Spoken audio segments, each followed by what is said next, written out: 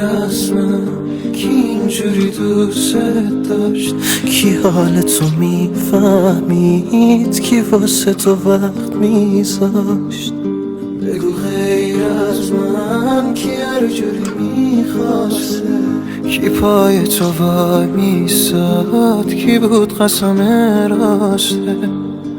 آخه بعد از تو قلب من آتیشه، آخه دلتنگی قرار مگه حالیشه؟ دیدی آخر تو چجوری این قلبو زدی از ریشه؟ حالا کوتا من بدون تو عاشق شم، هنوزم تنها دیوونه خیالتم.